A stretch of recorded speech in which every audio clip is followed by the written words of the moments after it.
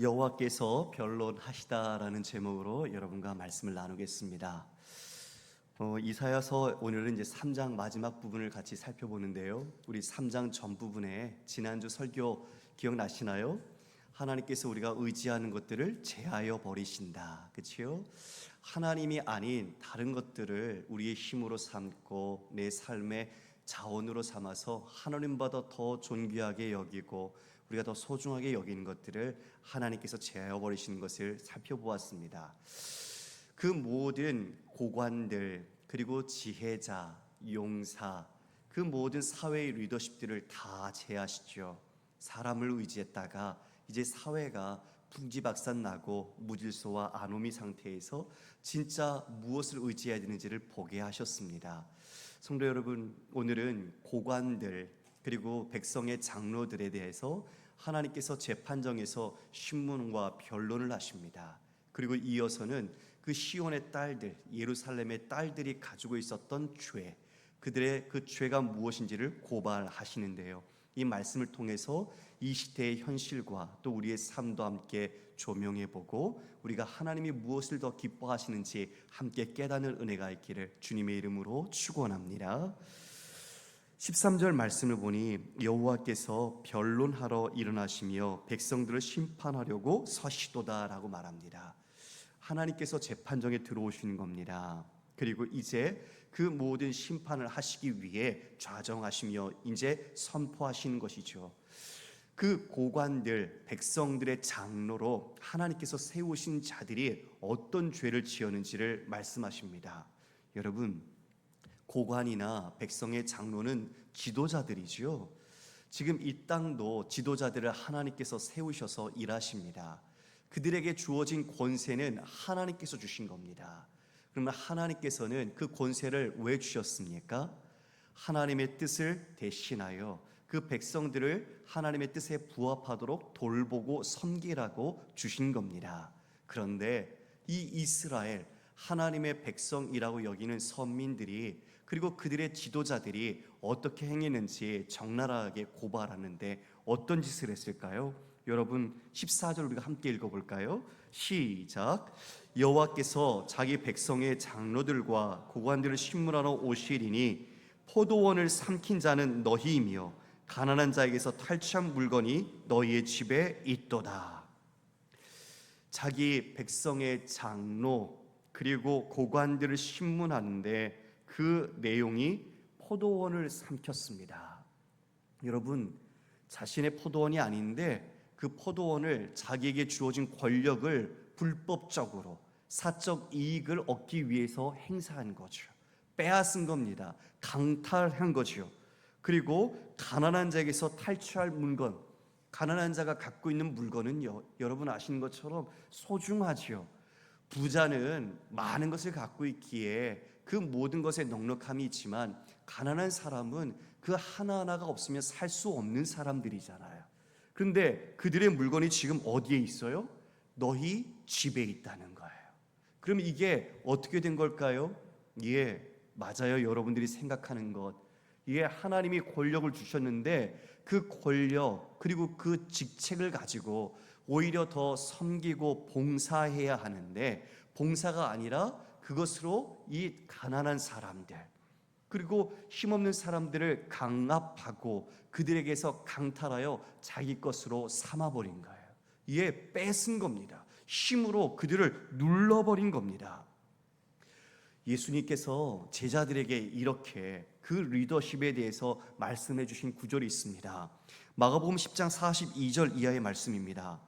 예수께서 불러다가 이르시되 이방인의 집권자들이 그들을 임의로 주관하고 그 고관들이 그들에게 권세를 부린 줄을 너희가 알거니와 너희 중에는 그렇지 않을지니 너희 중에 누구든지 크고자 하는 자는 너희를 섬기는 자가 되고 너희 중에 누구든지 으뜸이 되고자 하는 자는 모든 사람의 종이 되어야 하리라.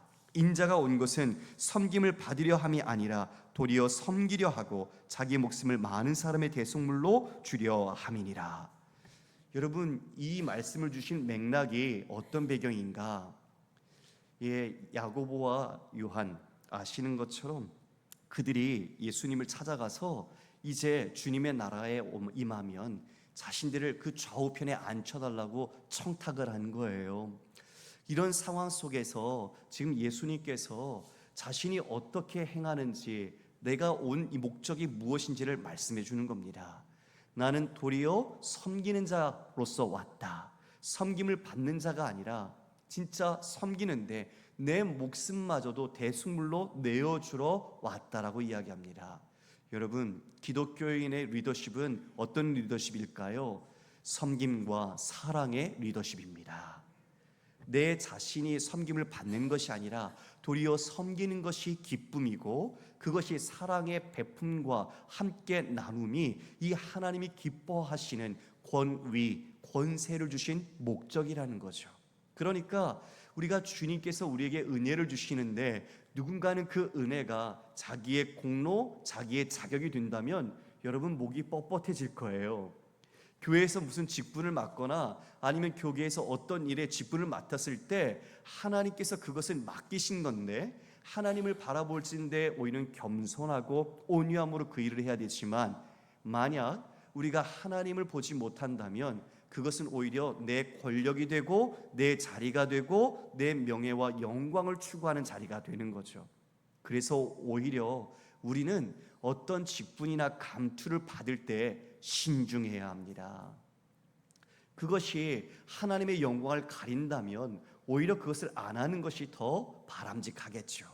개인의 영달, 헛된 영광을 추구하기 위해 그 자리에 오른다면 그것은 오히려 자신에게 해악을 끼치는 길이 되고 말 것입니다. 하나님께서 백성의 장로로 세우시고 그리고 고관으로 세우신 그 목적과 그 뜻을 잃어버리니 그들에게 주어진 힘과 권력으로 오히려 가난한 백성들, 그리고 힘이 없는 백성들, 자기가 오히려 섬겨야 될 백성들을 짓누릅니다. 어떻게 짓누르는지 그 다음 15절에 이야기하고 있는데요. 어찌하여 너희가 내 백성을 짓밟으며 가난한 자의 얼굴에 맷돌질 하느냐. 주 만군의 여호와 내가 말하였느니라 하시도다. 여러분, 포도원을 삼켰잖아요. 포도원에서 포도를 따면 포도주 틀에 넣고 발로 밟습니다. 짓밟아요. 자신이 포도주를 얻기 위해서 그 짓밟는데 포도주를 밟는 게 아니라 누구를 밟고 있습니까? 가난한 자의 그 내 백성을 짓밟고 있어요. 그리고 그 맷돌질을 해서 곡물을 수확을 하잖아요. 그런데 그 맷돌질로 지금 뭘 하고 있어요? 가난한 자의 얼굴에 맷돌질해서 그 가난한 자의 얼굴을 찢받고 있는 거예요. 수확을 포도원과 그리고 곡물에서 맷돌질로 얻어야 하는데 지금 누구를 짜내고 있죠? 자기 백성, 가난한 자의 백성의 고혈을 빼내고 있는 거예요. 그 백성들의 기름과 피를 짜내서 자신의 배와 자신의 사익을 추구하고 있는 거예요. 어찌 이럴 수 있을까요? 하나님께서 주신 그 아름답고 고귀한 그 권위를 이렇게 자기 백성을 돌보지 않고 자기의 탐욕을 채우는데 사용하고 있었던 거죠. 바로 이것이 고관들, 장로들이 이와 같은 악행을 저지르고 있다고 하나님께서 신문하신 겁니다. 여러분, 아합 왕이 북이스라엘 왕이었잖아요. 그가 살고 있는 왕궁 근처에 나봇의 포도원이 있었습니다. 근데 그 포도원 땅을 갖고 싶은 거예요. 그런데 나봇이 대대로 그것은 물려받은 거라 팔 수 없습니다. 이것은 우리의 유업입니다. 그렇게 이야기를 하니까 이제 속을 끓이는 거죠. 마음에 탐심은 생겨서 갖고 싶은데 방법이 없어요. 근데 이걸 누가 지켜봤을까요? 그의 아내 이세벨이 지켜봤어요. 이세벨이가 남편에게 아니 그까짓 것 하나 해결을 못하냐고 자기가 해결해 주겠다고 하면서 계략을 꾸미죠. 거짓 증인들을 내세워서 그가 왕에 대한 모함을 했다고 이야기하면서 그를 죽여버립니다. 자신의 권력으로 그 힘없는 나봇을 죽여서 그 포도원을 빼앗아 버렸어요. 그래서 남편에게 주시오. 근데 엘리야가 예언하지요. 이세벨에 대해서 비참하게 죽을 거라고. 맞습니다. 이세벨 창밖에 던져져서 밑으로 땅에 떨어져 그 시신이 박살이 나죠. 개가 와서 핥습니다.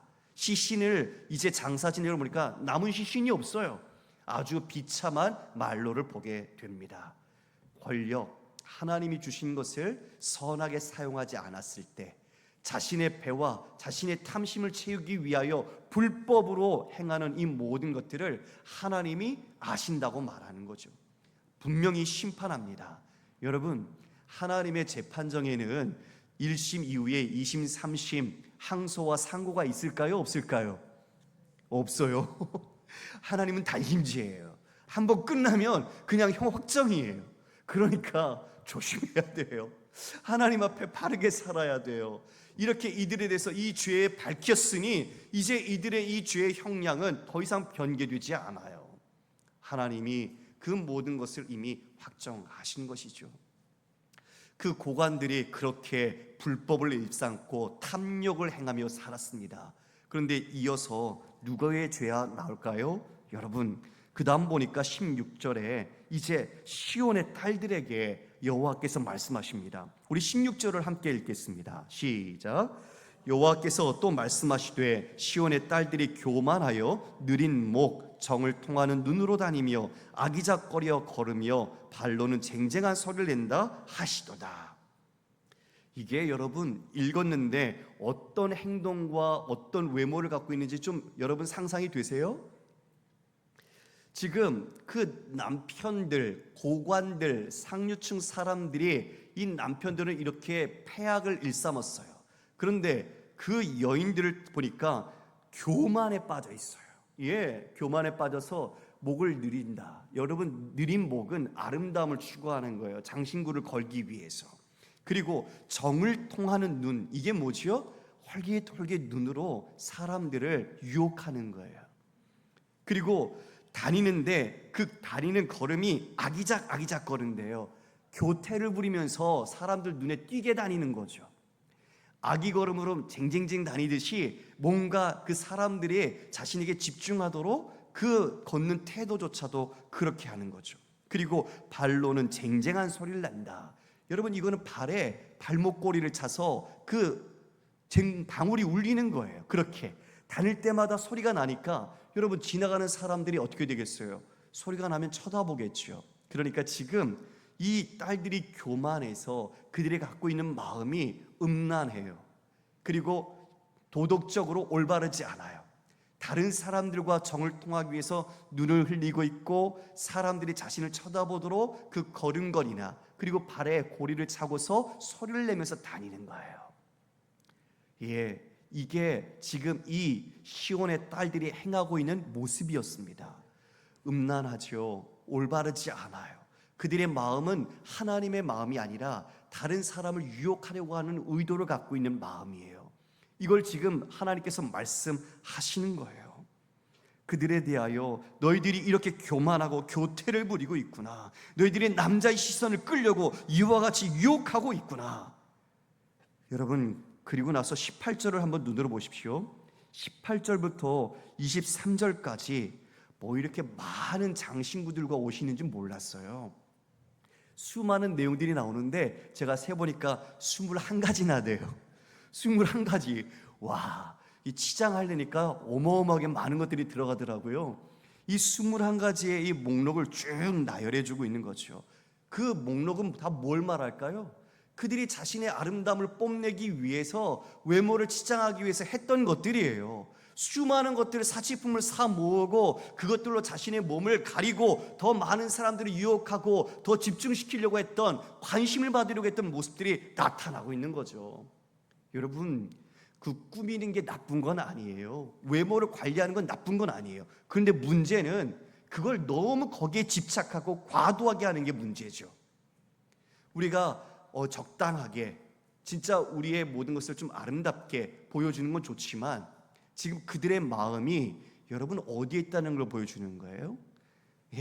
자신의 내면의 아름다움과 성숙함에는 관심이 없어요.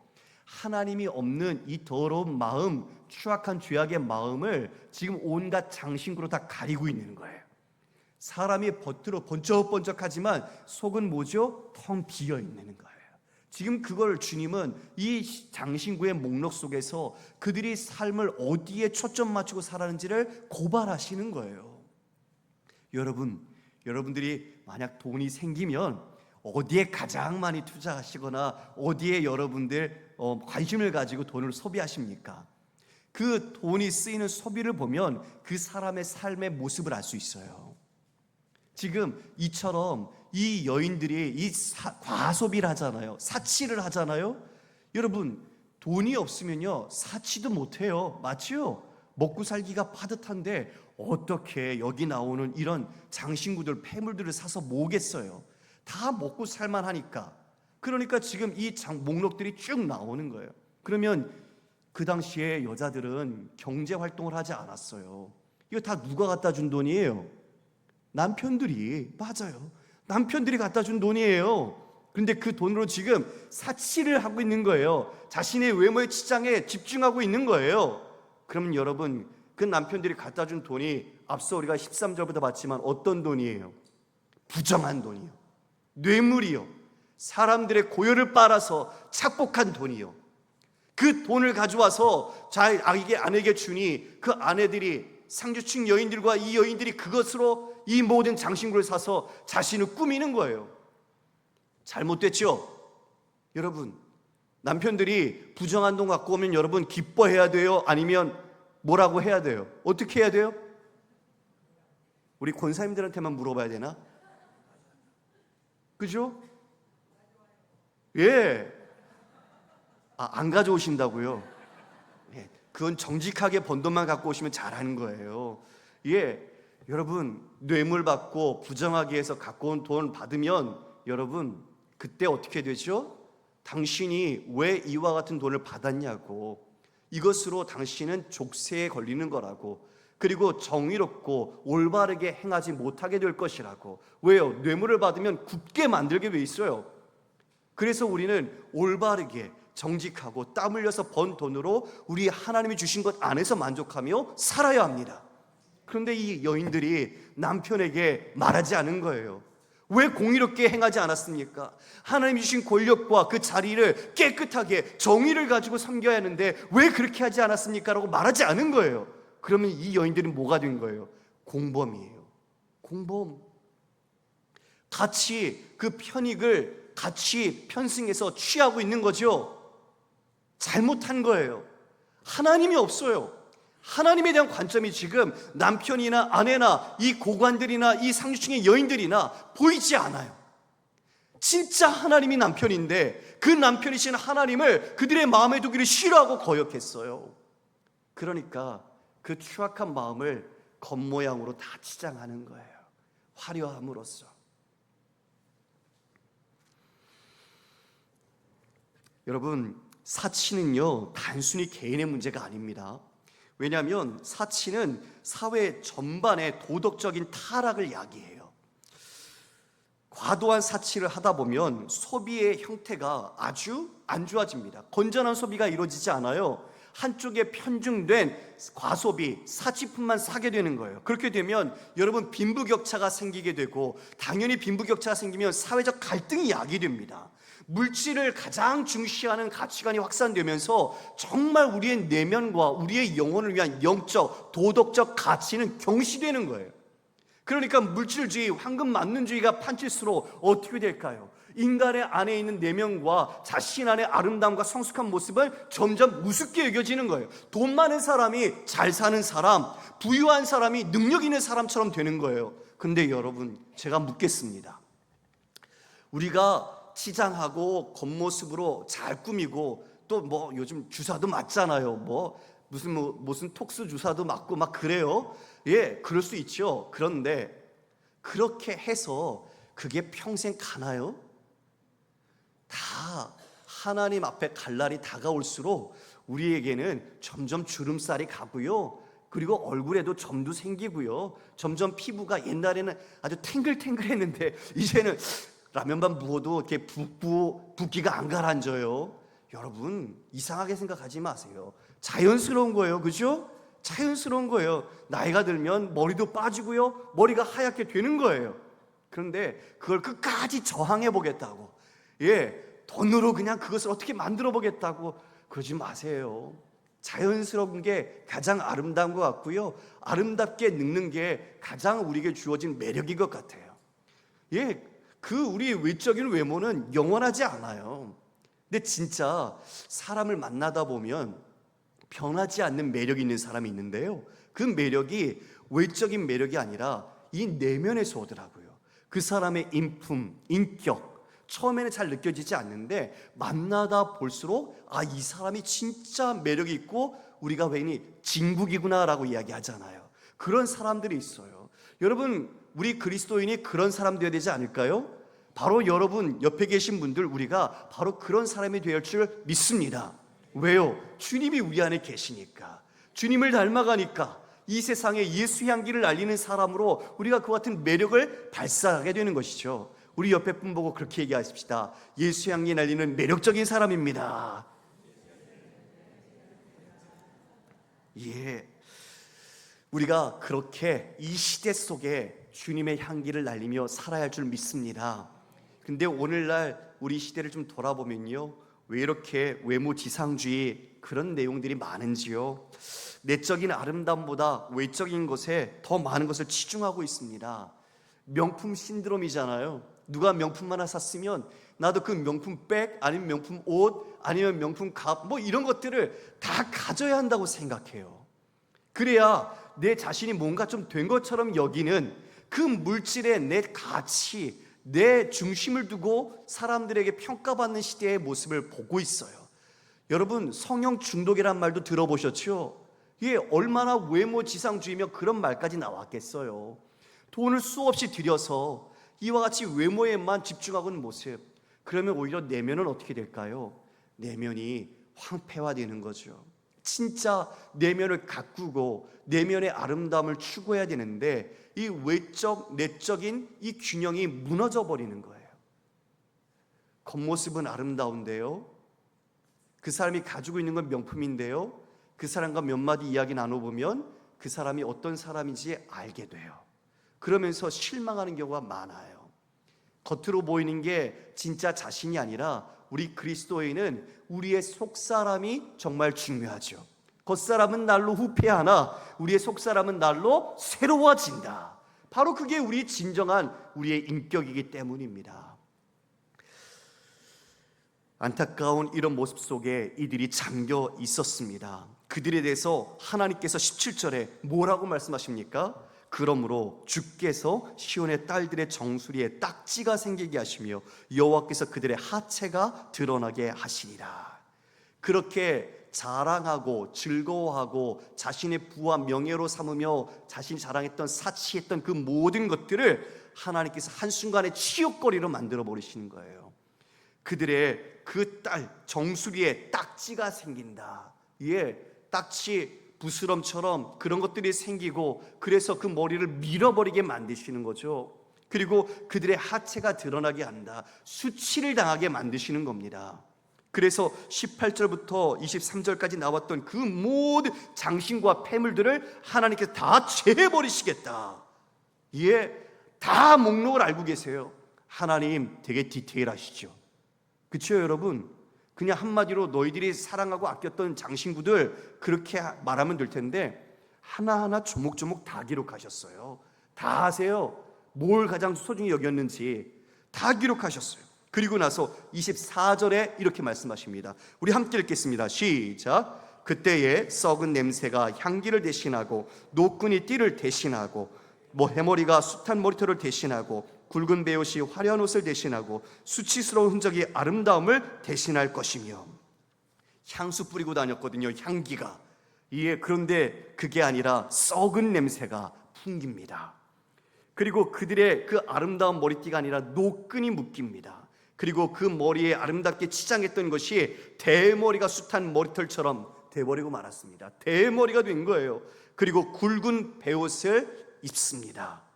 너희들이 그렇게 아름답다고 여겼던 것 대신에 수치스러운 흔적이 남게 될 것이다. 여러분, 바벨론이 점령하고 공격해 들어왔을 때 그 여인들의 모든 보석들을 다 뺏겼습니다. 그리고 그 수치 속에 이제 자신들 버려진 존재처럼 모든 것을 다 뺏기고 이젠 비참한 존재가 되었죠. 얼굴에는 오히려 그 포로로 쌓인 낙인이 찍혀버리게 되고 자신들은 베옷을 입고 그 노끈과 포승에 끌려가는 모습을 보게 되죠. 여러분 24절을 다른 성경 번역으로 제가 읽어드리겠습니다. 향내는 썩은 냄새로, 띠는 포승으로 바뀌고 곱게 땄던 머리는 삭발당하고 예쁜 옷을 입었던 몸에는 부대 조각을 감고 아름답던 얼굴에는 수치의 낙인이 찍히리라. 전란으로 인해서, 전쟁으로 인해서 그들이 그렇게 아끼고 자랑했던 모든 것들이 다 박살을 나버리고 오히려 수치를 당하게 되는 모습을 표현해주고 있는 거죠. 가난한 사람들의 고통을 자신들은 외면하고 자신의 배만 채웠습니다. 그런데 이제 그렇게 채웠던 모든 것들이 다 사라지고 이제는 자신이 수치스러운 존재로 남게 되었습니다. 하나님의 심판은 이처럼 철저하게 이루어질 것입니다. 25절 26절에는요 너희의 장정은 칼에, 너희의 용사는 전란에 망할 것이다. 그 성문은 슬퍼하며 곡할 것이요 시온은 황폐하여 땅에 앉으리라. 그들이 의지했던 장정들, 용사들, 자신의 남편도 될 수 있겠지요. 그런 사람들이 전쟁터에서 다 죽임을 당하는 거예요. 다 돈 갖다 주고 사치할 수 있도록 근원이 되어줬던, 같이 부정과 부패에 함께했던 그런 사람들 다 죽습니다. 그리고 시온의 이제 그 성문에 어떻게 되죠? 성문의 광장에선 곡소리만 나요. 기뻐하는 소리, 즐거워하는 소리가 아니라 탄식의 소리, 애곡하는 소리만 납니다. 매번 사람이 죽어나가니 그 슬픔을 토로하는 것들이 나타나죠. 시온은 황폐하여 땅에 앉으리라. 여러분 에레미야 애가에 보면 에레미야가 그 바벨론에서 포로로 그들이 바벨론에 포위되었을 때 그들이 얼마나 비참한 현실을 겪었는지를 기록하고 있는데요. 여러분 에레미야 애가 2장 20절 말씀입니다. 여호와여 보시옵소서, 주께서 누구에게 이같이 행하셨는지요. 여인들이 어찌 자기 열매 곧 그들이 낳은 아이들을 먹으오며 제사장들과 선지자들이 어찌 주의 성소에서 죽임을 당하오리까. 이 정도로 참상이 벌어졌죠. 그렇게 사치하고 과소비하고 자신들의 치장하고 외모에만 관심 갖던 그들, 곧 하나님을 잃어버리고 거역한 이 세상의 탐닉에 빠져 있던 그들이 비참하게 전락한 모습을 드러내고 있습니다. 4장 1절에 보면 이제 아주 가관 같은 모습이 나타나는데요. 4장 1절 우리 함께 읽겠습니다. 시작. 그날에 7 여자가 한 남자를 붙잡고 말하기를 우리가 우리 떡을 먹으며 우리 옷을 입으리니 다만 당신의 이름으로 우리를 부르게 하여 우리가 수치를 명하게 하라 하리라. 7 여자가 한 남자를 두고 서로 뭐 하는 거예요? 애원하는 거예요. 자기랑 결혼해달라고. 다 남자들이 전쟁터에서 죽었어요. 여인만 남은 거예요. 7 여인, 7이란 숫자 많음의 숫자지요, 완전 숫자지요. 그런 7 여인이 한 남자를 향해서 자신의 수치를 덮어달라고. 그 당시의 사회적 통념은 여자가 혼자 있거나 자식이 없으면 수치였어요. 그래서 지금 남편들이 없으니 지금 이 수치를 제하기 위해서 그 한 남자를 놓고 7 여자가 애걸복걸하는 거예요. 애원하는 거예요. 자, 내 생계에 책임져 주지도 않아요. 예, 괜찮아. 나 먹을 거 다 있어. 그러니까 그냥 내가 당신의 이름으로만 불릴 수 있게 해줘. 내 남편이 되어줘. 이렇게 애걸복걸하며 애원하는 거예요. 그렇게 될 거라는 거죠. 여러분, 진짜 오늘 우리는 이 말씀 속에서 하나님이 주시는 경고를 받습니다. 우리는 먹고 살만한 세상, 물론 여전히 빈익빈 부익부가 크고 그리고 아직까지도 절대적인 어려움 속에 있는 분들이 여전히 있습니다. 그러나 예전에 비한다면 우리의 삶은 부유해졌고 편리한 삶을 살고 있습니다. 그렇다면 우리는 우리의 중심을 어디에 두며 진짜 살아야겠습니까? 자꾸 잘 사는 것, 물질 만능주의에 편승해서 많은 사람들이 그 물질을 가지고 있는 것으로 자기를 드러내고 과시하고 뽐내고 인정받으려고 하는 것에 우리 또한 같이 편승하면 될까요? 많은 사람들이 외모를 치장하면서 자신의 아름다움을 자랑하고 사치를 행할 때 나는 왜 저 백 하나 없나? 나는 저 옷 언제 한번 입어보나? 아니 난 저런 자동차 언제 한번 타보나? 나는 저런 집에 언제 가서 살아보나? 우리가 그런 것들을 우리의 인생의 목적으로 두고 살고 있지는 않을까요? 여러분, 우리의 인생을 하나님께 주신 목적이 무엇입니까? 하나님의 영광을 위하고 하나님의 뜻 가운데 순종하는 참된 생명의 사람으로 살아가는 것 아니겠습니까? 이 이스라엘은 참된 하나님 그리고 진정한 남편이신 하나님을 섬겨야 했지만 실패했습니다. 오늘도 우리는 이 말씀 속에서 다시 한번 우리가 무엇을 추구하며 살았는지를 다시 새기게 됩니다. 우리가 주목하는 것은 보이는 것이 아니요 보이지 않는 것이니 보이는 것은 잠깐이요 보이지 않는 것은 영원함이라. 우리는 보이는 것을 목적으로 살지 않습니다. 왜요? 보이는 것들은요 언젠간 썩을 겁니다. 다 사라질 것입니다. 잠시만 있는 거죠. 그 잠시 있는 것에 우리의 온 마음과 목적을 두어 살아서는 안 될 겁니다. 성경에 현숙한 여인에 대해서 잠언에 이야기해 줍니다. 오늘 이 시온의 딸들이 교만했고 음란했고 사진의 사치와 치장의 그 모습을 가졌다면 성경이 우리에게 권면하는 진정 현숙한 여인은 누구일까요? 잠언 31장 10절 이하의 말씀입니다. 누가 현숙한 여인을 찾아 얻겠느냐? 그의 값은 진주보다 더 귀하다. 더하다. 정말 이 진주같이 그 현숙한 여인이야말로 더 가치 있다라는 것을 비교하며 말해주죠. 30절 31절 말씀입니다. 같이 읽어볼까요? 시작. 고운 것도 거짓되고 아름다운 것도 헛되나 오직 여호와를 경외하는 여자는 칭찬을 받을 것이라. 그 손의 열매가 그에게로 돌아갈 것이요 그 행한 일로 말미암아 성문에서 칭찬을 받으리라. 30절 말씀을 보면 고운 것도 거짓되고 아름다운 것도 헛되다. 고운 게요 진짜가 아니고 나중에 다 늙어요. 그치요? 그리고 아름다운 것도 헛되다. 그러나 무엇이 영원하고 진정한 아름다움입니까? 여호와를 경외하는 여자는 칭찬을 받을 것이다. 성경이 말하는 현숙한 여인, 외적과 내적, 육체적으로도 이와 같이 정숙한 여인을 말하고 있습니다. 여호와를 경외하는 여인, 바로 그는 칭찬을 받을 것이다. 31절에 그 손의 열매가 그에게로 돌아갈 것이다. 그 손으로 수고한 모든 것 하나님께서 책임지시고 공급하셔서 그에게로 돌아갈 것이요 또한 그가 행한 일로 말미암아 성문에서 무엇을 받아요? 칭찬을 받으리라. 오늘 본문에서는 성문에서 무엇이 있었습니까? 애곡이 있었습니다. 아주 고통스러운 그런 아픔과 울음이 있었습니다. 그러나 현숙한 여인은 성문에서 칭찬을 받을 것이라고 말하고 있습니다. 사랑하는 성도 여러분, 하나님께서 우리에게 어떤 직책 또 어떤 자리, 권위를 주셔서 맡기셨다면 우리에게 자그마한 힘, 권력이 있는 거겠죠. 그러면 우리는 그것을 어떻게 사용해야 되겠습니까?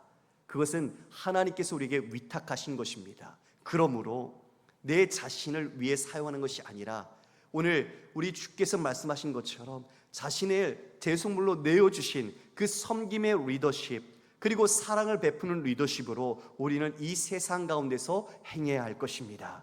또한 우리에게 주신 물질이 있습니까? 그 물질을 우리가 좀 남는다고 내가 사치와 과소비를 일삼는 것이 아니라 우리는 그 물질이 정말 부족하고 그것이 없어서 눈물 짓는 자들에게 우리는 흘려보내야 할 것입니다. 우리에게 주어진 힘과 재물은 하나님께서 쓰라고 나누라고 그리고 함께하라고 주신 것입니다. 그러므로 우리 이웃을 돌아보십시오. 아직까지 그 삶의 경제적인 문제 아니면 관계적인 문제, 하나님을 만나지 못한 영적인 문제로 고통받고 있는 이들에게 우리는 하나님이 주신 그 사랑과 섬김을 가지고 가서 그들을 대신하여 손붙들어주고 그들과 함께 울어주고 우리에 있는 것을 함께 나눌 때 하나님이 그들을 다시 일으키시며 진정한 남편이신 우리 주님을 섬기는 놀라운 은혜를 나누게 될 것입니다.